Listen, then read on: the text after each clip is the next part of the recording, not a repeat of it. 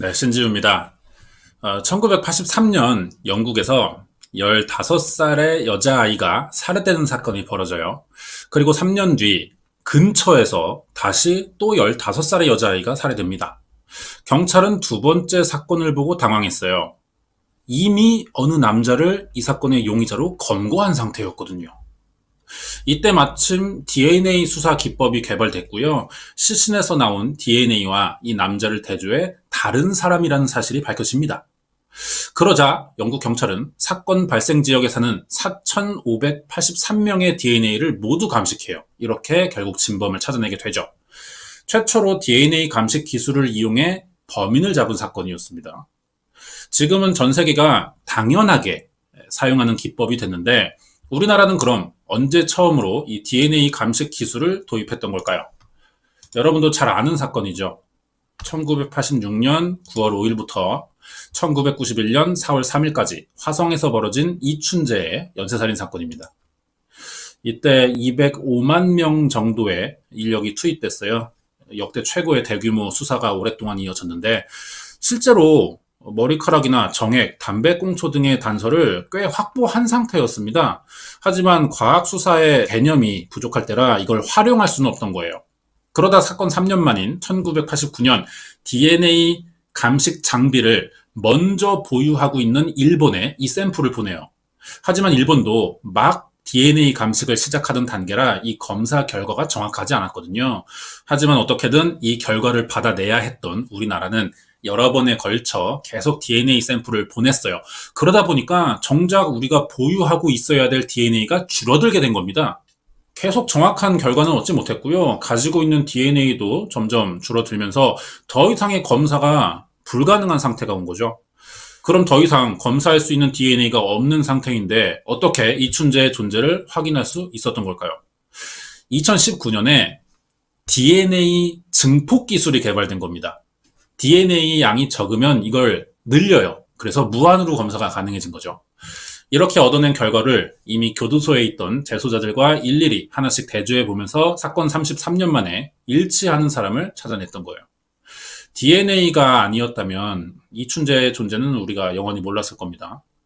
우리나라 DNA 감식 기술이 세계 최고라고 하거든요. 일단 아시아에서는 비교할 수 있는 나라가 없고요. 영국과 미국에서도 우리나라를 와요. 참고할 만큼 굉장히 빠르고 정확하죠. 화성 연쇄살인 사건으로 DNA 중요성을 일찍 느낀 겁니다. 그래서 오랫동안 준비해온 이런 결과라고 할 수 있어요. 자, 그러면 다른 나라의 경우는 어떨까요? 어디든 연쇄살인을 처음 접한 나라는 사건을 제대로 대처하지 못했어요. 한 번도 본 적이 없는 유형의 사건이다 보니까 그동안에 쌓아온 수사 매뉴얼이 하나도 통하지 않게 되거든요. 프랑스가 우리나라랑 거의 비슷했습니다. 최초의 연쇄살인이 일어났을 때 어떻게 수사해야 될지 전혀 몰랐고 결국 DNA 기법을 도입하게 된 거죠. 프랑스는 최초의 연쇄살인 사건을 어떻게 해결했는지 알아보도록 하겠습니다. 자세한 내용 궁금하시면 구독과 좋아요 부탁드립니다.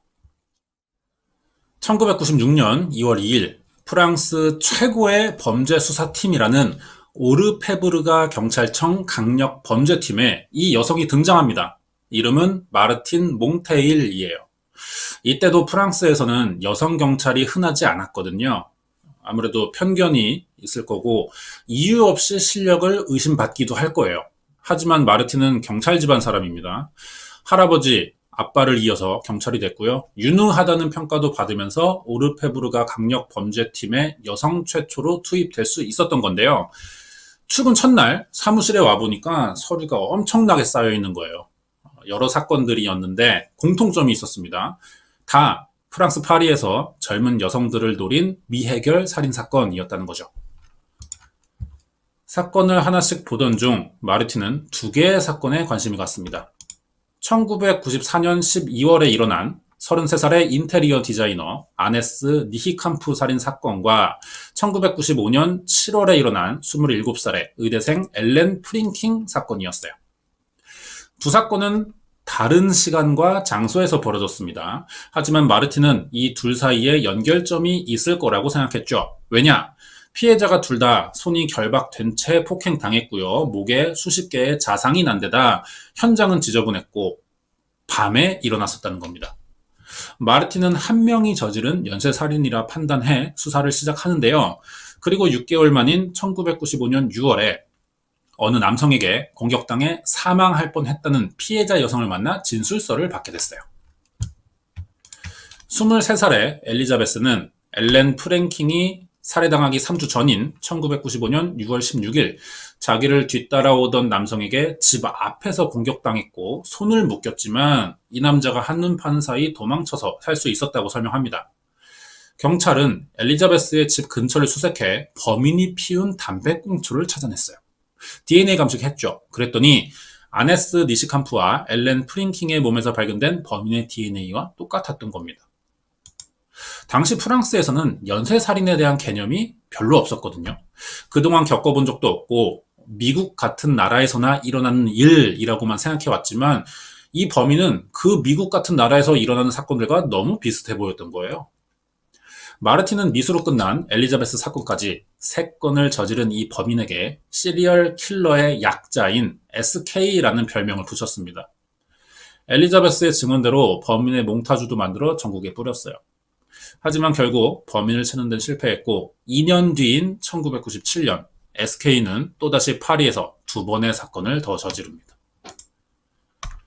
1997년 9월 19살의 마갈리 시로티와 11월엔 에스텔 마그드가 사망했던 건데요. 마갈리의 경우는 범인의 DNA가 몸에서 발견되진 않았어요. 하지만 앞에 2사건과 범행 방식이 비슷했고 에스텔의 경우는 몸에서 똑같은 SK의 DNA가 검출됩니다. 매일 신문과 TV에서 범인의 이야기가 나왔고요. 겁이 났어요, 사람들이. 집 밖에 나오지 않는 거죠. 사건이 점점 알려지자 SK는 파리에서 유명한 대광장의 이름을 따 바스티유의 괴물이라는 별명이 또 새로 생겼고요. 이제는 경찰도 사건을 해결하지 못하게 될까봐 걱정이 됐습니다. 마르틴은 어떻게든 사태를 빨리 수습하기 위해 이 SK를 잡아야만 했어요. 1990년대 프랑스는 DNA 데이터베이스 구축에 반대하는 사람들이 많았어요. DNA가 어디까지나 개인 정보기 때문에 국가가 이거를 수집한다는 건 국민 통제고 사생활 침해가 될 수 있다는 이런 생각을 한 거죠. 이 정보들이 악용될 가능성도 있고요. 예를 들면 우리가 이름과 전화번호, 주소를 이용해 인터넷에 가입하고 아이디를 만들어요. 그러니까 개인정보를 제출하면서 인터넷을 사용하는 겁니다, 우리나라는. 하지만 이런 정보들이 해외로 유출됐다는 기사를 한 번씩은 다 봤을 거예요. 그래서 스팸 문자와 이메일이 오는 거죠. DNA도 같은 방식의 피해가 생길 수 있다는 걸 프랑스는 1990년대에 예상했던 거죠. 하지만 사건을 담당한 마르틴은 어떻게든 SK의 정체를 알아내고 싶었어요. DNA가 이 연쇄살인 사건의 유일한 해결 방법이라고 생각한 겁니다. 그래서 이 사람이에요. 프랑스 DNA 연구에 권위 있는 박사인 올리버 파스칼을 찾아갑니다. 올리버 파스칼은 전국 유전자 검사소에 있는 모든 자료와 SK의 데이터를 비교해 봤어요. 체계적인 데이터베이스가 없으니까 하나씩 일일이 대조해보는 수밖에 없었거든요. 번거롭고 시간이 굉장히 오래 걸립니다. 하지만 마르틴은 분명히 이걸로 범인의 정체를 알 수 있을 거라 생각했어요. 참고로 이 방법은 무식하지만 이춘재를 찾은 우리나라의 DNA 대조 방법과 똑같았습니다. 이렇게 오랫동안 대조해본 결과 파스칼 박사는 SK의 신원을 알아냈어요. 마르틴 몽테일이 그동안 찾던 범인은 이 사람입니다. 35살의 기 조르주라는 남성인데 전과 조에 보니까 여러 번의 폭행과 절도로 감옥에 간 적이 있었고요. 마르틴이 오르페브르가 경찰청 강력범죄팀으로 들어오기 3년 전인 1993년엔 지하주차장에서 성폭행 살인 사건의 용의자로 조사받은 적도 있었거든요. 이때 조사받으면서 DNA가 수집돼 있던 거예요. 이 사건 몰랐으면 기조르주는 대조에서 매칭되지 않았겠죠. 피해자들의 몸에서 나온 DNA와 일치하는 사람을 찾게 되자 1998년 3월 26일 기조르주의 수배 명령이 떨어집니다. 오전에 체포영장이 나왔고요. 낮 12시쯤 체포됐다는 기사가 나왔는데 아마 새벽에 영장심사 통과되면서 오전 8시에 발부받고 바로 경찰에 전달됐던 것 같아요. 이날 첫 업무가 기조르주의 체포였던 거죠. 바로 체포는 성공했어요. 그런데 몸싸움이 조금 있었습니다. 머리에 지금 피가 나죠? 상처가 그때 생긴 거예요. 사실 경찰은 이날 기조루주를 놓칠 뻔했거든요. 체포 전에 이미 범인의 신원이 노출된 겁니다.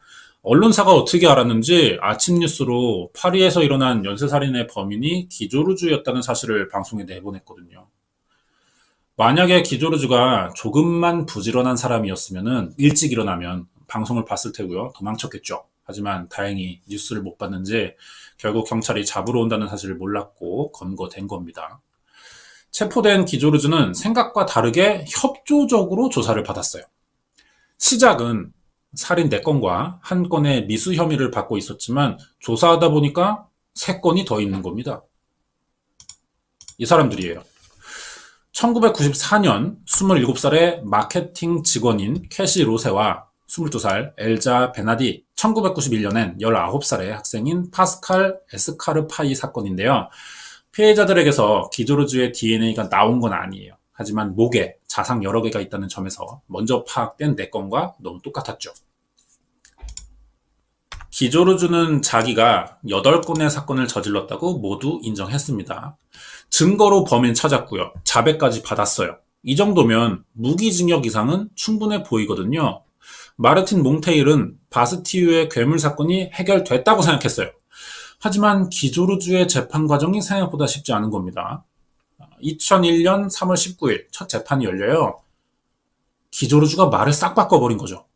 다친 이마 보여주면서 경찰에 진술한 내용은 전부 폭행과 협박에 의한 거짓 자백이었다고 하는 겁니다.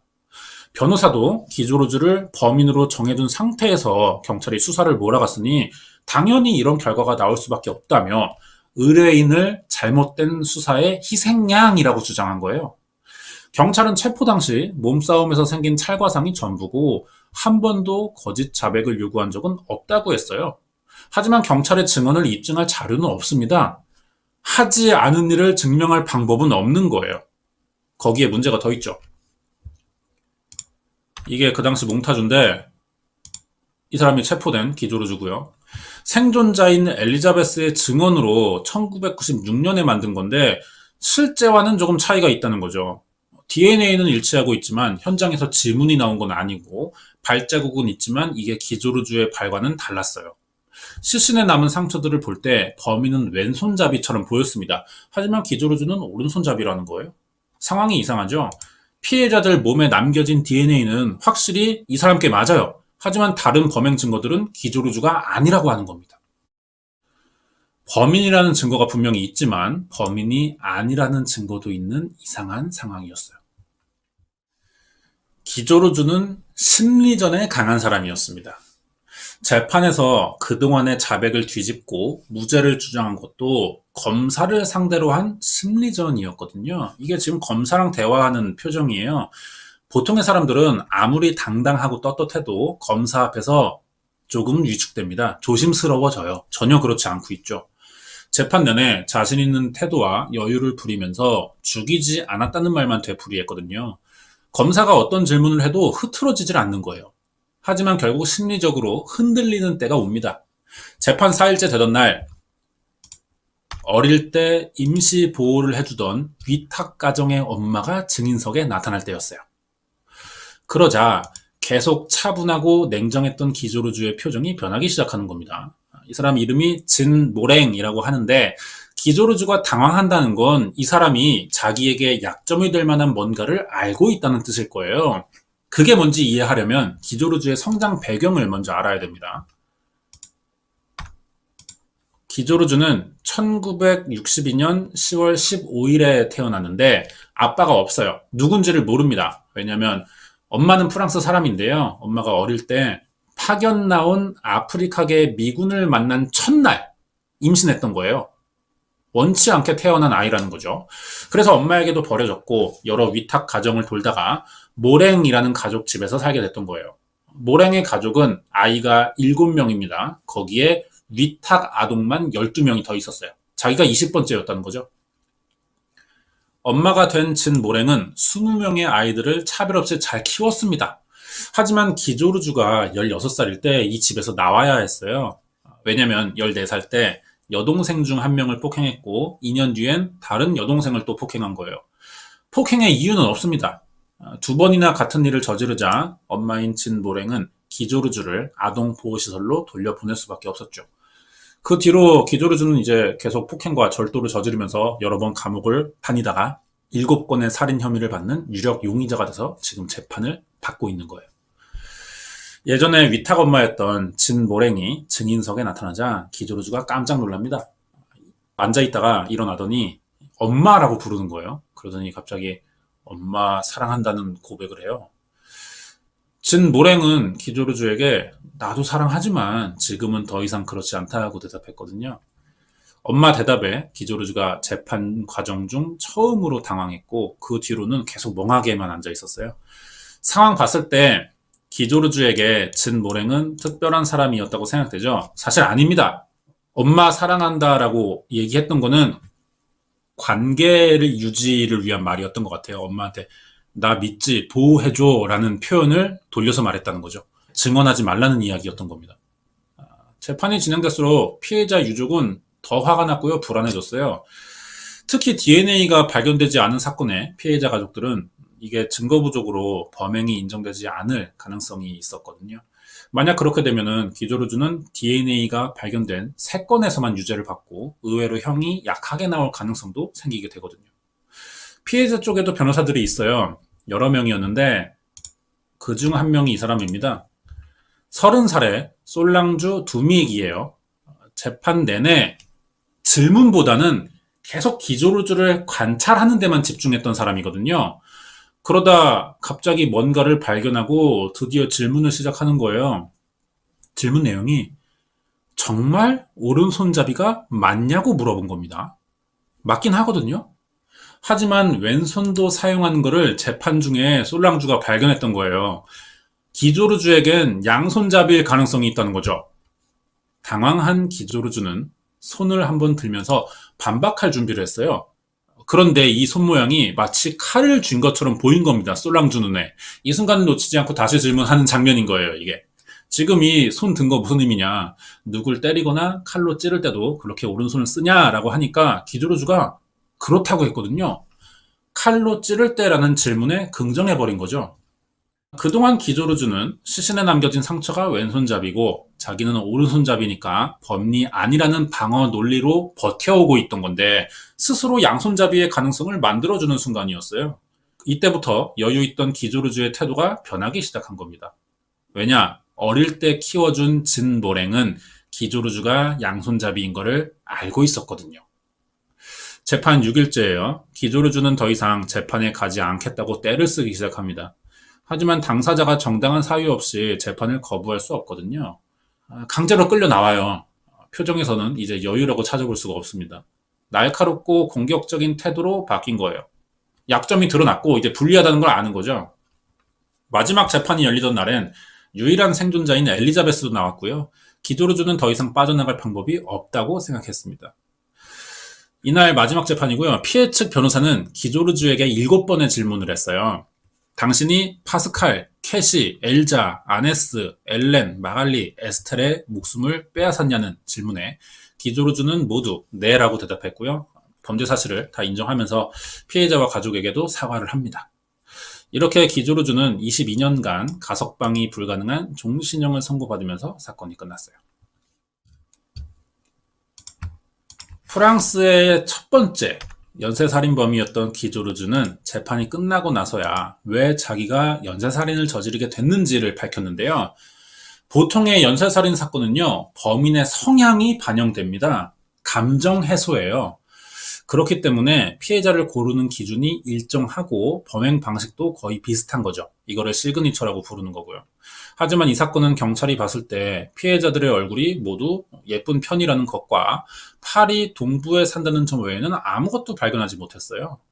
피해자들의 나이나 생김새, 직업이 다 달랐다는 겁니다. 그래서 물어봤더니 기조르주는 그 사람에게서 느껴지는 긍정적이고 밝은 에너지를 보고 피해자를 골랐다고 말하는 거예요. 심리검사해보니까 병적인 자기애와 집착, 우월감에 빠져 있었다는 소견이 나왔거든요. 그래서 밝은 에너지를 가졌고 상대적으로 공격하기 쉬운 여성을 노리는 과정에서 자신의 강함과 우월감을 좀 느꼈던 겁니다. 감옥에 들어간 지 22년 만인 2020년 3월부터 기조루주는 가석방 신청이 가능해졌어요. 하지만 예상외로 신청하지 않습니다. 자기가 직접 앞으로 풀려날 일은 없을 테니 모두 안심하라는 말을 했는데, 자세한 이유는 모르겠지만 자기가 가족이 없다는 데서 좀 자격지심이 있는 것 같아요. 밖에 나오면 또 여러 사람들 마주치고 범행 당시에 패배감이 느껴지겠죠. 가족 없는 사람이라는. 그러면 또 사건을 저지를지도 모른다는 생각을 스스로 하는 것 같습니다. 준비한 내용 여기까지고요. 뒤에 관련된 이야기 남아있어요. 이번 영상은 프랑스 최초의 연쇄살인범이었던 기조루주의 사건 파일이었습니다. 네, 관련된 이야기 좀 하자면은, 이거 아까 본 사진이죠. 앞줄에 있는 흑인 아이 한 명이 있어요. 얘가 기조루주입니다. 혼자 흑인이죠. 엄청 눈치 보면서 살았겠죠. 그러다 보니까 어둡고 부정적인 생각을 갖게 되면서 밝은 사람만 보면 박탈감이 느껴지고 괜히 화도 나니까 공격성이 생겼던 것 같아요. 연쇄살인범들의 범행을 보면 대부분은 물질적인 이득을 원하지 않습니다. 심리적인 해소의 이유가 더 많다는 거예요. 심리적인 이유라면 당장 일어난 일 때문이 아니라 과거부터 쌓아온 이런 경우들이 많겠죠. 그래서 어릴 때의 성장 배경을 알아야 범행의 이유를 알고 예측도 할 수 있는 건데요. 범인의 어릴 때 성장 배경을 절대 모르고는 기조루주의 범행 동기를 알 수는 없겠죠. 프로파일링이 왜 중요한지 보여주는 사건이기도 했습니다. 이 뒤로 프랑스는 1998년에 DNA 데이터베이스를 구축했고요. 수백 건의 미제 사건을 해결하게 됐어요. 개인정보를 국가가 수집한다는 점에서 반대 시각이 있었지만 직접 경험해보니까 범죄 수사로 얻는 이득이 더 크다고 판단했던 겁니다. 그리고 이 사람이죠. 사건을 담당한 마르틴 몽테일인데 2001년에 프랑스 최초의 여성 경찰청장이 됐어요. 기조루주 사건을 1996년에 담당했으니까 사건 해결하고 5년 만에 팀장에서 경찰청장까지 올라간 거죠. 팀장이면 계급이 경위입니다. 시그널에서 차수연이 경위로 나오거든요. 그냥 5년 만에 3번 진급했다는 건데 굉장히 빠르고 파격적이라고도 할 수 있어요. 여자니까 그만큼 좀 어렵지 않았을까 더 이런 생각도 들지만 실제로 마르틴이 기조루주 잡았을 때 나온 신문기사 헤드라인도 그랬거든요. 그때 신문기사가 치마 입은 경찰이 범인의 정체를 밝혔다 였습니다. 남자 직업이라는 인식이 강한 직종이라 여자로서 경쟁하기는 좀 쉽지 않았을 거예요. 그런데도 경찰청장까지 올라갔다는 건 그만큼 또 실적을 많이 냈고 인정받는 사람이기 때문이 아닌가 생각됩니다. 마지막으로 이 사람이 나온 다큐멘터리가 있습니다. 넷플릭스 소개하면서 끝낼 건데요. 우먼 앤 머더러라고 최근에 나왔어요. 수사국장인 마르틴 몽테일과 피해자의 엄마 중 한 명인 안느 고티에가 범인을 쫓는 내용의 다큐멘터리입니다. 실제 인물들 등장하기 때문에 마르틴이 수사하면서 그때 어떤 생각을 했었는지 이런 인터뷰 장면들이 꽤 나와요. 이번 영상 보고 관심 있으시면 넷플릭스에서 우먼 앤 머더러를 보시는 게 사건 이해에 도움이 될 것 같습니다. 여기까지예요. 네, 미스터리한 사건 소개하는 신지우입니다. 미국 사건이고요. 플로리다주에 템파라는 도시가 있어요. 이번 사건이 일어난 지역인데 여기 찾아보니까 멕시코만이 보이죠, 가운데. 여기를 끼고 있는 항구 도시라고 그래요. 이렇게 바다가 육지 안으로 들어와 있는 이런 형태를 만이라고 하죠. 이런 장소면 보통 항구가 들어서게 됩니다. 그래서 항만이라고도 불러요. 크게 보면 이런데 가까이 확대했을 때 이 해안선을 모양에 따라서 작은 항만들도 존재하겠죠. 템파가 그렇습니다. 만 안에 만이 또 있는 형태예요. 이런 작은 단위는 우리가 곳이라고 부르죠. 곳은 영어로 베이라고 합니다. 그래서 템파를 보통 템파 베이라고 많이 불러요. 항구가 있으면 관광지로 유명할 수 있거든요. 실제로 테마공원도 있다고 하고요. 인구도 지역에서 두 번째로 많은 도시인데 집값은 또 싸다 그래요. 그래서 현지에 사는 한국인들이 굉장히 이사 가고 싶어 하는 그런 도시로 인기가 또 많다고 합니다. 1984년 11월 5일 여기서 사건이 일어나요. 시신이 발견됐거든요. 22살의 킴벌리 홉스라는 여성이고요. 5일 전 사망한 걸로 추정됐는데 그동안 템파에서 벌어진 다른 7건의 살인사건과 굉장히 비슷했다는 거예요. 8번째 연쇄살인이 일어난 거죠. 피해자는 계속 나타나고 있어요. 그런데 단서가 전혀 없어서 지역 경찰이 모두 이 사건에 매달리고 있었거든요. 그리고 보니까 킴벌리가 발견되기 하루 전날 경찰서로 실종신고 전화가 온 적이 있었어요. 60대 여성이 전날부터 손녀인 리사 맥베이와 연락이 끊겼다는 겁니다. 자세한 이야기 들어보니까 리사는 야간 아르바이트를 했고요. 새벽 1시에 끝나면 항상 바로 집에 왔지만 이날은 아무 연락도 없이 집에 오지 않았다는 거죠. 이날은 리사가 월급을 받는 날이기도 했습니다. 이것 때문에 할머니는 손녀가 가출한 것 같으니 찾아달라고 신고했던 거예요. 하지만 연쇄살인으로 바빴던 경찰은 고등학생의 가출 사건까지 맡을 여유가 없었습니다. 사건이 접수는 됐는데 수사를 하지 못했거든요. 킴벌리 사건에만 집중했고 하루가 지났어요. 11월 5일 다시 경찰서로 전화가 걸려옵니다. 어제 신고 전화를 했던 리사의 할머니였거든요. 경찰은 왜 수사를 못하고 있는지 핑계라도 대야겠죠. 설명을 막 하려는데 할머니가 갑자기 말을 끊어요. 화난 건 아니고 손녀가 방금 집에 들어왔으니 신고를 취소해달라는 겁니다. 경찰이 아이 상태를 물어봤거든요.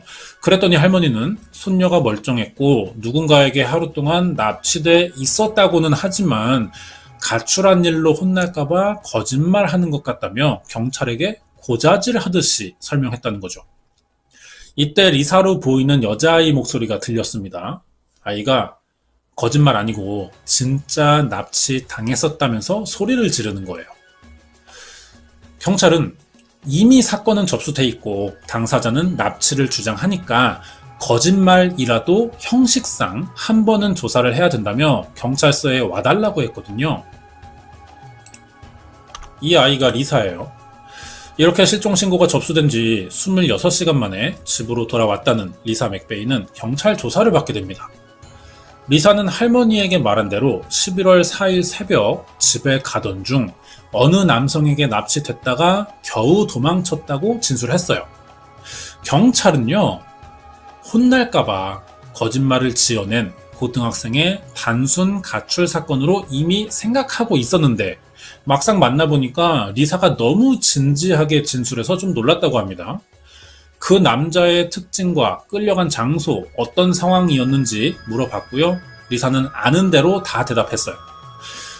보통 납치되는 사람은 그 당시 충격과 공포로 그 순간을 정확하게 기억하지 못하는 경우들이 많아요. 그런데 리사는 아주 구체적으로 모든 질문에 다 대답을 했다는 거죠. 그래서 경찰은 오히려 리사가 더 거짓말한다고 믿었어요. 이렇게 단순 가출로 사건을 종결할 테니 돌아가 달라고 했습니다. 리사가 좀 억울했나 봐요. 왜 아무도 자기 말 믿어주지 않나면서 소리를 지르고 울기 시작했죠. 경찰은 난처하다는 반응이었고 더 수사할 것도 없으니 리사를 취조실에 둔 채 먼저 밖에 나갔어요. 그리고 이 상황을 취조실 밖에서 지켜보고 있던 또 다른 경찰이 있었습니다. 템파베이 연쇄살인 사건의 담당 수사관이었던 레리 핑거튼이었어요. 레리는 리사의 진술에 관심이 갔습니다. 그래서 취조실에 들어가요. 리사가 하는 말 다 믿을 테니 다시 한번 자세한 설명을 해달라고 그랬거든요. 이야기를 다 들어봤죠. 레리는 리사가 템파베이 연쇄살인 사건의 범인을 만났을 가능성이 높다고 생각했고요. 사건 해결에 중요한 참고인이자 생존자 같다고 판단합니다. 1984년 11월 4일 새벽 리사 맥베이에게는 어떤 일이 일어났던 걸까요? 이제 레리 핑거스는 리사의 말이 사실인지 확인해 봐야 되겠죠. 정말 사건과 관련이 있고 템파베이 연쇄살인 사건의 범인은 잡히는지 알아보도록 하겠습니다. 자세한 내용 궁금하시면 구독과 좋아요, 알람 설정까지 부탁드립니다. 먼저 중요해 보이는 리사 맥베이가 어떤 사람인지, 진술을 신뢰해도 될 만한 사람인지 좀 알아볼게요. 어릴 때 가정 환경이 별로 좋지 않았습니다. 여동생이 있고요. 엄마와 셋이 트럭에서 살았는데 엄마가 마약과 알코올 중독으로 복지시설에 들어가요. 이때 동생은 엄마를 따라갑니다. 하지만 리사는 외할머니 밑에서 살게 돼요. 사실 엄마를 따라가는 게 나을 뻔했거든요. 왜냐면 할머니 집에 가보니까 웬 처음 보는 남자가 있는 거예요. 할머니의 연하 남자친구였습니다. 이 사람이 리사를 성추행했던 거예요. 머리에 총을 겨누고 겁주면서 장난을 친 적도 많았는데 이런 일을 3년간 겪었고요. 할머니는 이 사실을 다 알면서도 말린 적이 없습니다. 그래서 할머니는 리사가 가출했다고 생각하는 것 같아요.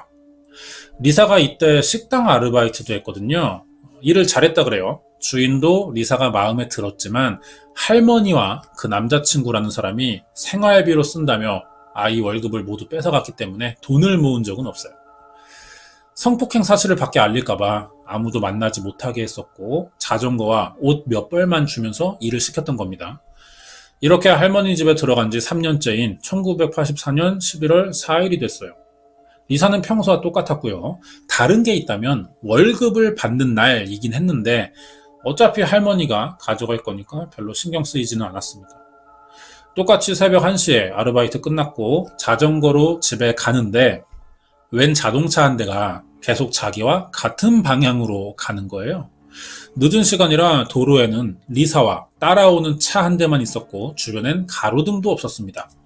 리사가 불안해진 거죠. 그래서 이 차를 따돌리려고 갑자기 골목길로 들어가서 숨었어요.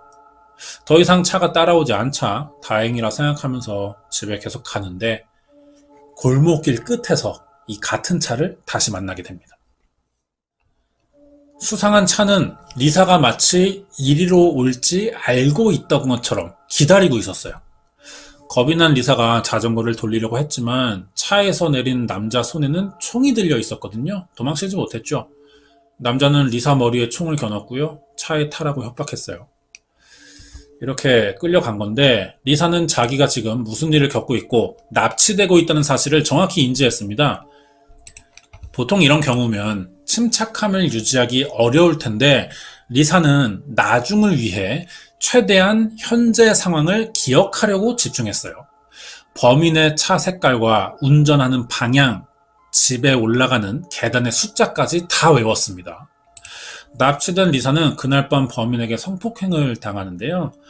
범인이 리사 머리에 총을 겨누고 매 순간을 통제했습니다. 하지만 죽일 생각은 없는지 계속 눈을 가려놓고 있었어요.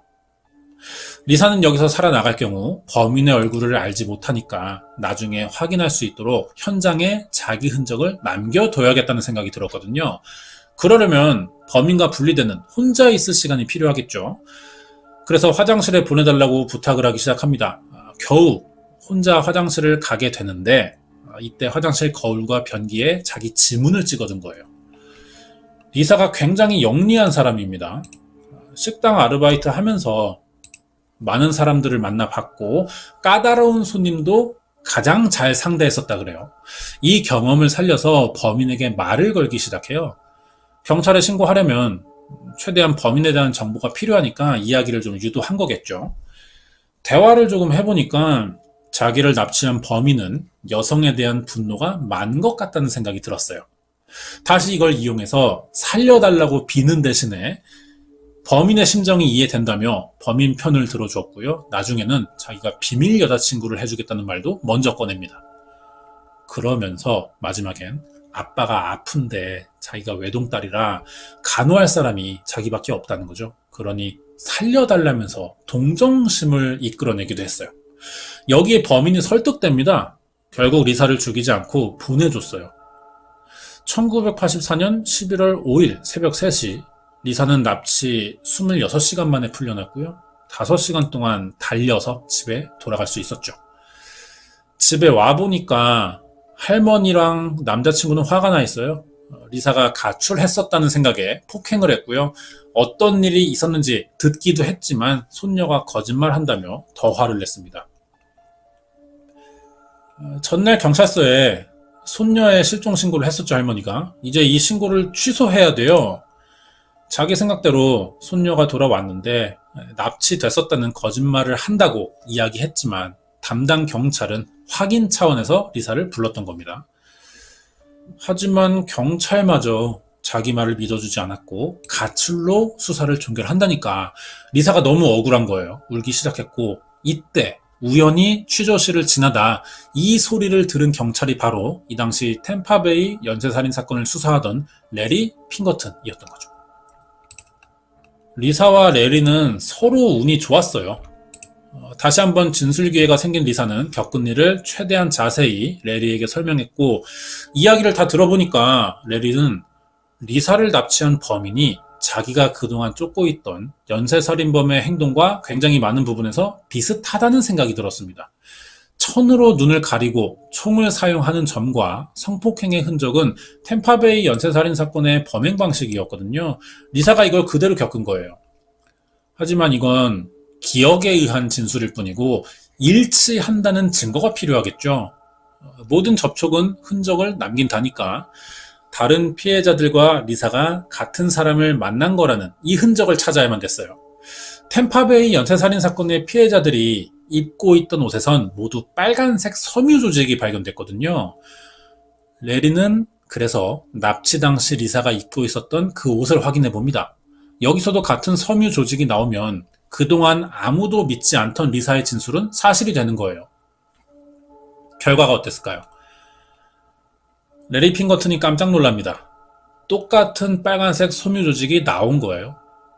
리사 맥베이는 가출했던 게 아니라 템파베이 연쇄살인 사건의 9번째 피해자이자 유일한 생존자였던 거죠. 단서를 전혀 찾지 못했던 경찰은 생존자가 나타나자 수사를 다시 시작할 수 있었어요. 리사의 기억은 심하게 구체적이었습니다. 눈이 가려져 있었지만 성폭행을 저항하면서 범인의 얼굴을 여러 번 만졌거든요. 어떤 모양인지까지 기억하는 거예요. 얼굴 형태를. 결정적인 건 범인이 자기를 풀어주러 가던 길에 ATM기에 들른 적이 있다는 진술도 있습니다. 이게 중요하죠. 여기엔 CCTV가 있어요. 이걸로 범인의 얼굴을 확인했고 이동 동선을 따라가면서 집을 결국 찾아냈죠. 이 집 화장실 거울과 변기엔 아직 리사의 지문이 남아 있었습니다. 이런 과정으로 1984년 11월 16일 리사 맥베이를 제외한 10명을 죽인 연쇄살인범 바비 조 롱이라는 사람이 체포됐어요. 리사를 풀어주고 10일 만에 잡힌 건데 이 사이 2번의 사건을 더 저지르고 있던 겁니다. 바비 조 롱으로 알려진 범인의 본명은 로버트 조셉 롱이에요. 알고 보니까 1981년부터 4년간 미국 여러 지역을 돌면서 50건 이상의 성폭행을 저지른 연쇄 성폭행범이었습니다. 이 사람은 남들과 다른 신체적인 특징이 하나 있기도 했거든요.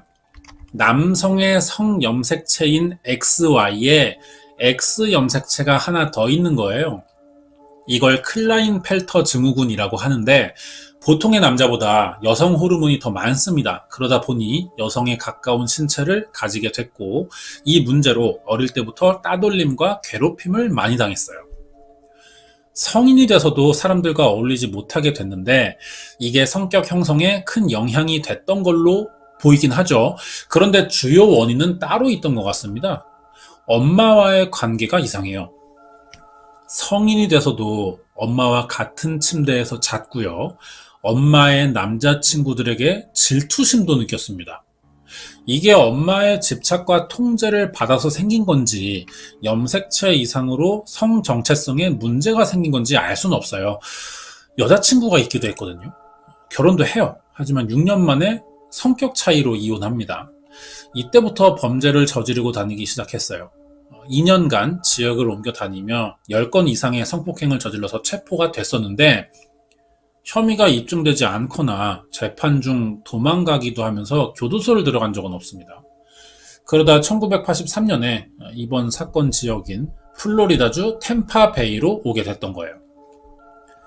여기서 1년 정도는 처음에 조용히 살다가 1984년 3월 27일부터 8개월간 10명의 여성을 납치해 성폭행 살인을 저질렀던 거죠. 피해자들 대부분이 매춘부, 클럽 댄서, 공장 노동자, 학생들입니다. 대다수가 취약계층이고요. 실종돼도 제대로 신고가 되지 않을 것 같은 그런 사람들만 범인이 노린 것 같아요. 피해자들 몸에는 폭행 흔적이 있었고요. 시신은 길거리에 다 유기됐습니다. 입고 있던 옷에서 빨간 섬유 조직 외에는 범인을 특정할 단서가 딱히 없던 거예요. 섬유 조직이 발견됐어도 이걸 비교할 대상을 찾아야 되는데 이것까지 못하고 있던 거죠. 그러다 담당 수사관인 레리 핑거튼이 우연히 리사 맥베이의 납치 사건을 알게 되면서 범인을 찾을 수 있게 된 겁니다. 범인에 대해 알아보자면 바비 조 롱은 1984년 11월 16일 극장 입구에서 여성들에게 말을 걸다가 붙잡혀요. 아마 범행 대상을 찾고 있던 게 아닐까 생각되는데 차 안에서 리사가 납치되던 날 묻은 혈흔이 그대로 남아 있었습니다. 이것도 리사가 일부러 묻혀뒀던 거예요. 바비는 이 증거를 빠져나갈 방법이 없는 거죠. 그 자리에서 체포됩니다. 피해자들에게서 공통적으로 발견된 빨간 섬유 조직의 정체는 이 사람 집 바닥에 깔려있던 카펫으로 밝혀졌어요. 리사의 정확한 증언은 현장 증거들과 모두 일치했고요. 바비는 이렇게 8건의 1급 살인과 유괴, 성폭행 강도, 성추행, 폭행 혐의가 모두 입증되면서 5년형과 99년형, 종신형 28개의 사형까지 한 번에 받게 되죠. 사형은 전기의자형을 받았어요. 하지만 수감 도중에 집행 방식이 바뀐 겁니다. 그래서 2019년 5월 23일 6시 55분에 독극물 주사형을 받아 사망해요. 사건이 이렇게 끝나는데 그럼 이제 사건 해결에 결정적인 역할이 됐던 유일한 생존자죠. 리사 맥베이 지금 어떻게 살고 있냐는 거예요. 그 당시 리사는 할머니 남자친구가 3년간 자기 머리에 총을 겨누고 성추행해왔기 때문에 범인이 자기에게 한 행동은 그렇게 새로운 일이 아니었다는 겁니다. 그래서 침착할 수 있었다고 했거든요. 이 진술로 할머니와 그 남자친구가 체포됐어요. 그리고 리사는 위탁 가정에 들어가서 살았습니다. 사건 담당했던 레리 핑거튼은 바비 조 롱을 체포하는데 결정적인 도움이 됐던 리사를 작은 영웅이라고 불렀거든요. 성인이 됐겠죠, 이제. 성인이 된 작은 영웅은 지금 뭘 하느냐? 경찰 됐어요. 힐스브로우 카운티 보안관으로 근무 중이고요. 자기와 같은 피해자를 만들지 않겠다는 생각으로 가정폭력과 성범죄 사건을 주로 담당한다고 그럽니다. 리사의 말을 유일하게 믿어준 레리 핑거튼의 사진이 한 장 공개되어 있기도 하거든요. 이게 2019년에 은퇴식에서 찍은 건데 이 사람 검색해도 사진이 전혀 안 나와요. 이게 유일하게 알려져 있는 것 같습니다. 사건은 여기까지고요. 이번 사건이 공개된 자료가 많지 않았어요. 그래서 영화 장면을 주로 사용했습니다. 넷플릭스에 나를 믿어줘라는 영화가 있어요. 실제 사건과 거의 비슷하기 때문에 이 영상과 줄거리가 크게 다르지는 않은데 대신에 리사가 범인을 상대하는 장면들이 굉장히 볼만해요. 똑똑하고 침착하고 보통 사람이라면 하기 어려울 것 같은 대처들을 합니다. 범인 앞에서. 기가 막힐 정도로 현명한 연출들이 돼 있거든요. 실제 범죄 상황에 처했을 때 우리가 어떻게 행동할 수 있을지 좀 이런 거 참고 삼아 보면 도움이 될 것 같기도 해요. 더 자세한 내용 알고 싶으시면 넷플릭스에서 나를 믿어줘를 보는 게 사건 이해하는데 좀 더 도움이 될 것 같습니다. 준비한 내용은 여기까지고요. 이번 사건은 미국 플로리다주 템파베이에서 1984년에 일어났던 바비 조 롱의 연쇄살인 사건 파일이었습니다. 2011년 10월 3일 이탈리아 피렌체의 어느 법원에서 있던 일입니다. 이날 열리는 재판은 4년 전이었던 2007년 페루자에서 발생한 의문의 살인사건에 관한 재판이 열릴 예정이었는데요. 재판은 사건이 일어난 이탈리아뿐 아니라 미국과 영국을 비롯한 세계 각국의 언론에게도 주목을 받고 있었습니다. 작은 도시에 일어난 사건 하나가 전 세계에 알려지게 된 것에는 특별한 이유가 있었는데요. 용의자는 1명의 여성과 2명의 남성으로 총 3사람이 지목됐습니다. 하지만 특이하게도 피해 여성의 국적과 범행을 저지른 용의자들의 국적이 모두 다른 데다 이들 모두는 사건이 벌어진 이탈리아 사람들이 아니었던 것입니다. 정리하자면 이탈리아에 유학 온 미국과 영국 국적의 외국인들 사이에서 벌어진 사건인 것이죠. 2011년 10월에 열리는 이번 재판은요, 페루자 유학생 룸메이트 살인 사건으로 불리고 있고요. 이번이 2심 재판이었고 2년 전인 2009년에 이미 용의자 전원을 유죄로 판결한 채 끝났던 사건이었습니다. 하지만 용의자 중 주범으로 몰린 피해자의 룸메이트인 미국 출신의 여성이 자신의 결백을 주장하면서 항소를 했어요. 그리고 그 두 번째 재판이 이날 열리게 되었던 거죠. 이 재판을 취재하기 위해서 무려 영국과 미국, 그리고 사건이 발생한 지역 이탈리아까지 3개국의 대표 언론사가 앞다퉈서 취재 경쟁을 위해 법원 입구에 모였고요. 재판이 시작하기 1시간 전 용의자들이 탄 차가 법원 앞에 도착합니다. 차 안에서 미국 여성을 포함한 3명의 용의자들이 내렸고 경찰과 법원 직원들의 안내로 재판장 안으로 들어섰습니다. 이 사건은 3명의 용의자가 있었지만 수백 개의 방송국 카메라는 유독 주범이라고 의심하고 있는 이 여성에게만 집중이 되었다고 하는데요. 미국 시애틀 출신인 이 여성의 이름은 아만다 녹스라고 합니다. 이탈리아 페루자에서 유학하던 중 자신의 영국인 룸메이트를 죽인 살인 용의자로 이미 한 차례 유죄 판결을 받은 적이 있었고요. 천사의 얼굴을 한 악마라는 이름으로 불리던 여성이었습니다. 좀 더 자세한 이유가 궁금해지는 장면이죠. 경찰은 3명의 용의자를 지목했고요. 3명 모두 경찰이 기소하는데도 성공했습니다. 그리고 수사 과정에서 3명의 범행이 입증되었다는 얘긴데요. 재판장까지 간 게. 하지만 법원 앞에 기자들은 단 1명, 아만다 녹스에게만 집중됐다는 거죠. 이 이유가 무엇 때문이었을까요? 이번 사건은 2007년 이탈리아 페루자에서 발생한 룸메이트 살인 사건으로 사망한 피해자와 용의자들이 벌여온 진실 게임의 내막을 알아보도록 하겠습니다. 이 사진은 재판이 열리기 4년 전이었던 2007년 11월 2일 이탈리아 피렌체와 약 1시간 정도 거리에 떨어진 페루자의 어느 주택가입니다. 매일 아침이 되면 많은 학생들이 등교를 위해 길거리를 나서죠. 이날도 그랬어요.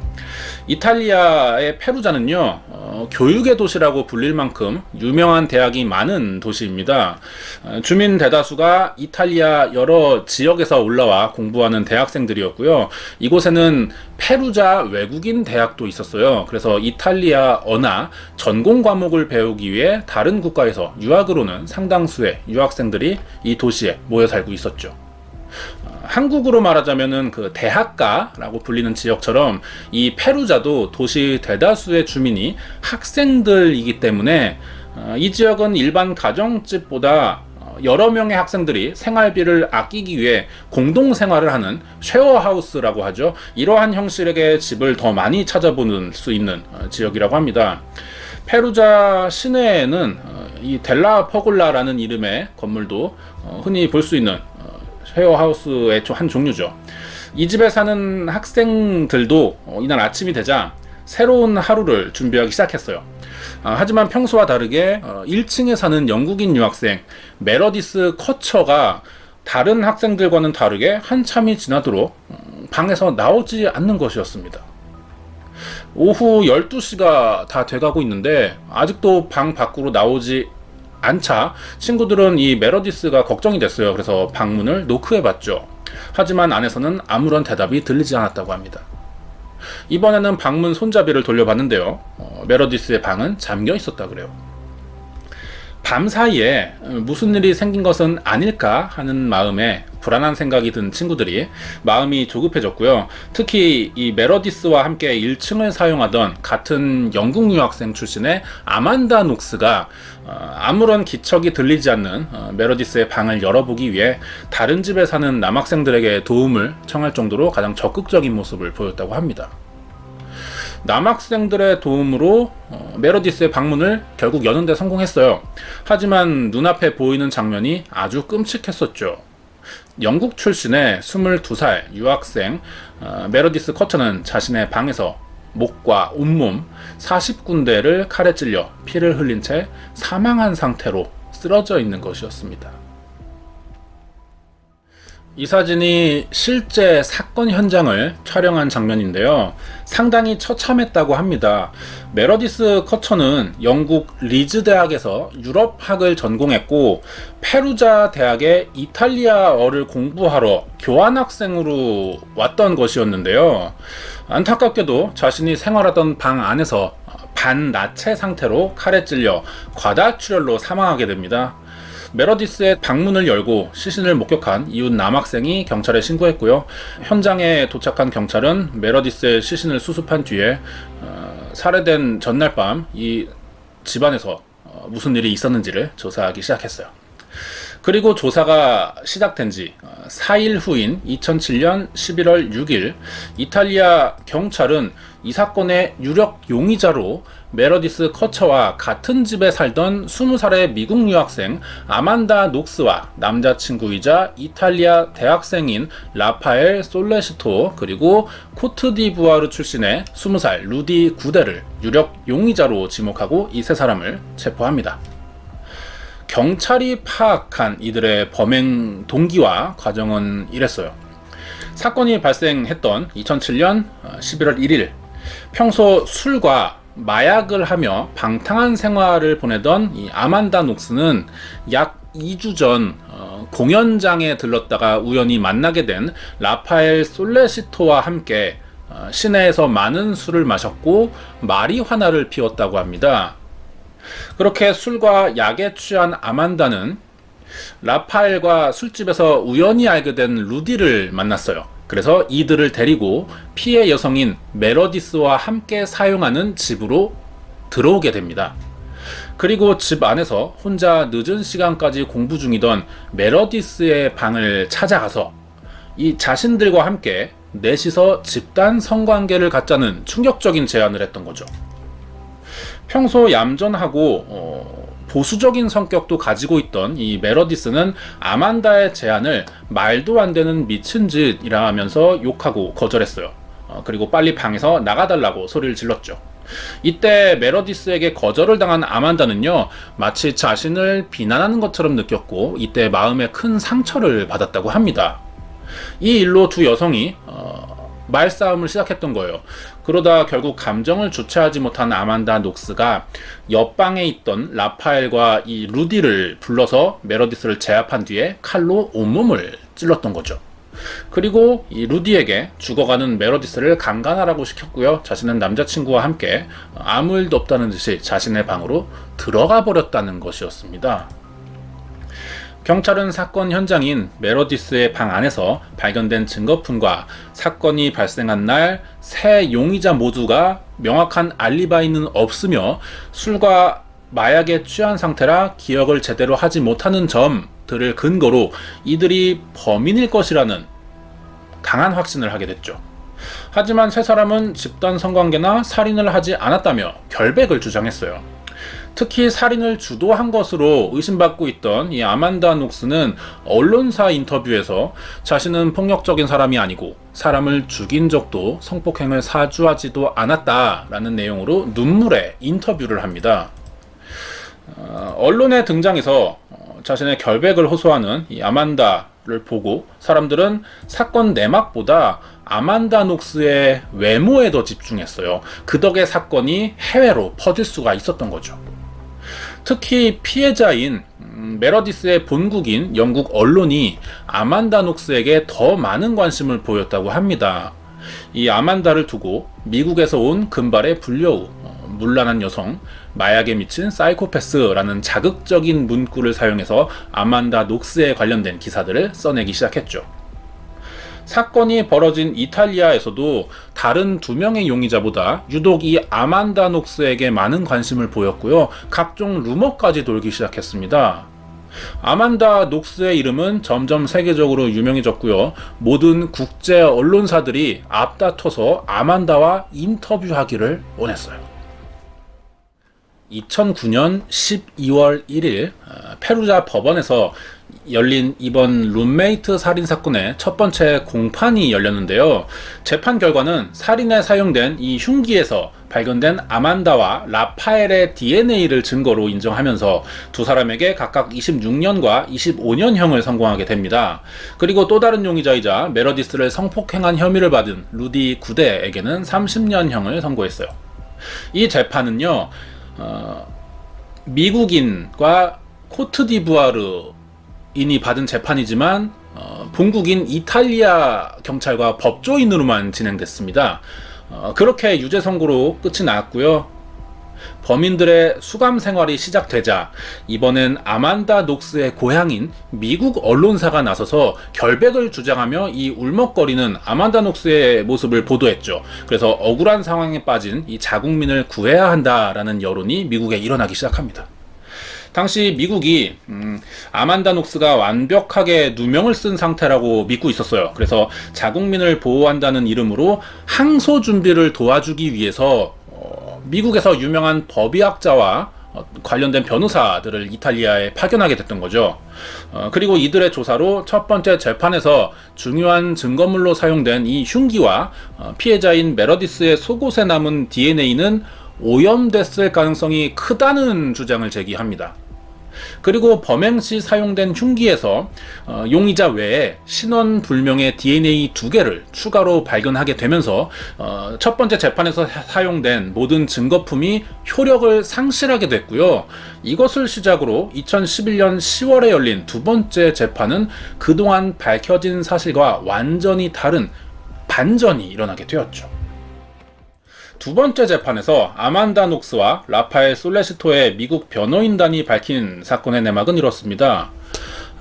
두 사람은 사건이 있던 2007년 11월 1일 평소보다 많은 양의 술을 마신 탓에 아무것도 기억을 하지 못할 정도로 깊게 잠에 들은 상태였고, 세 번째 인물인 이 루디 구데의 원래 직업은 빈집털이 범인데 아만다와 라파엘을 술집에서 만난 적이 없으며 루디 구데는 그날 사건 현장을 빈집으로 착각해 도둑질을 하러 들어왔다가 방에 있는 메러디스를 발견하게 되었고, 자신의 얼굴을 들킨 루디는 메러디스의 몸을 수십 차례 찌른 후 강간한 뒤 도주했다는 것이었습니다. 즉 루디 구데의 단독 범행이라는 주장이죠. 이 재판에서 아만다 녹스와 라파엘 솔레시토는 결정적 증거들이 오염될 가능성을 무시할 수 없다는 점을 이유로 1심 판결을 뒤집고 증거 부족으로 인한 혐의 없음 판결을 받으면서 무죄로 풀려나게 되는데요. 이 사진이 2심 재판에서 혐의 없음을 선고받을 당시 아만다 녹스의 표정입니다. 이때 포착된 웃는 사진이 공개되자 이번에는 이탈리아와 영국이 논란을 불러일으키게 됐어요. 아만다의 웃는 얼굴을 본 사람들은 과연 이 여성의 정체가 무엇이며, 재판에서 무혐의 판결을 받았지만 사실은 천사의 탈을 쓴 악마일지도 모른다는 생각과 동시에 아만다의 본 모습에 대한 의구심을 갖기 시작했던 거죠.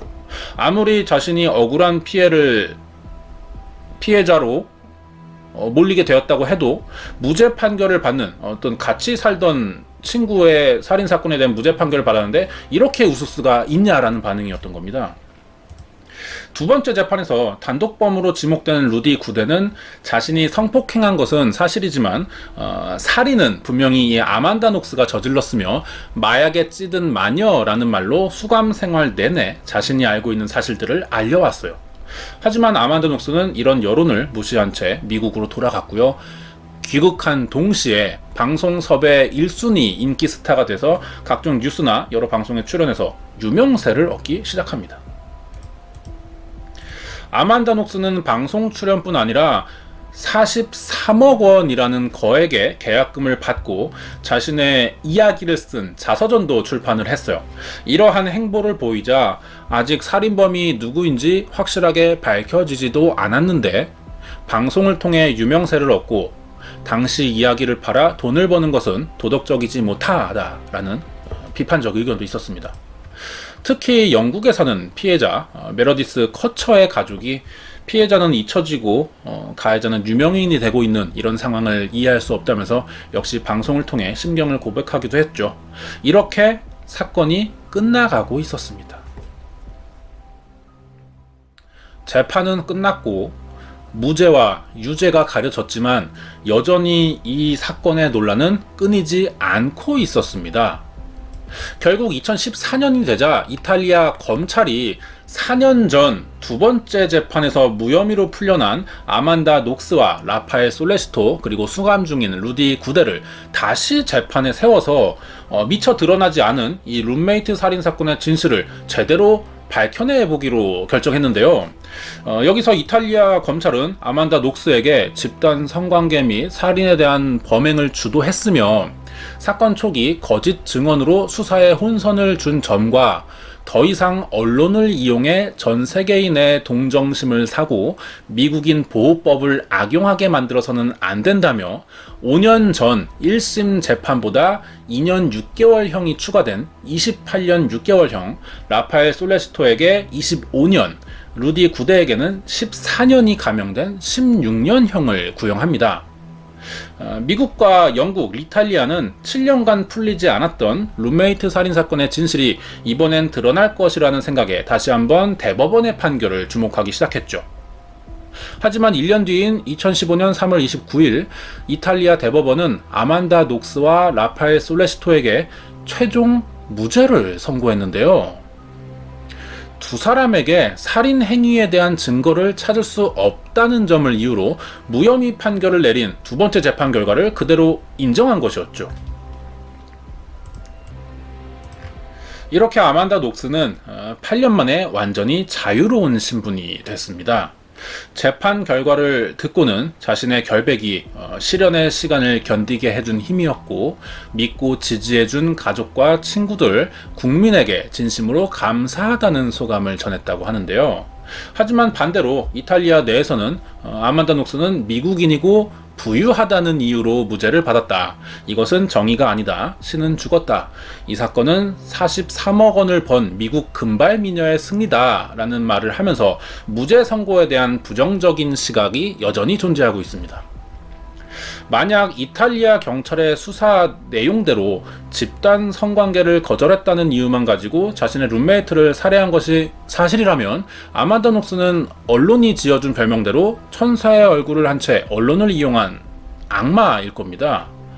하지만 아만다는 법적으로 무죄 판결을 받았어요. 그리고 현재 신분이 자유로운 상태죠. 2016년 9월에 미국의 스트리밍 서비스를 하는 넷플릭스에서 아만다 녹스의 이 사건에 대한 이야기를 토대로 다큐멘터리 영화가 개봉되었고요. 현재 미국 시애틀에서 결혼을 약속한 새 남자친구예요. 가수인 콜린 서덜랜드와 함께 생활을 하며 프리랜서 기자로 활동 중이라고 합니다. 살인사건의 유력 용의자에서 8년 후 엄청난 저작권과 판권으로 부자가 된 아만다 녹스는 정말로 억울하게 누명을 쓴 천사일까요? 아니면 천사의 가면을 쓰고 언론을 이용한 영리한 악마일까요?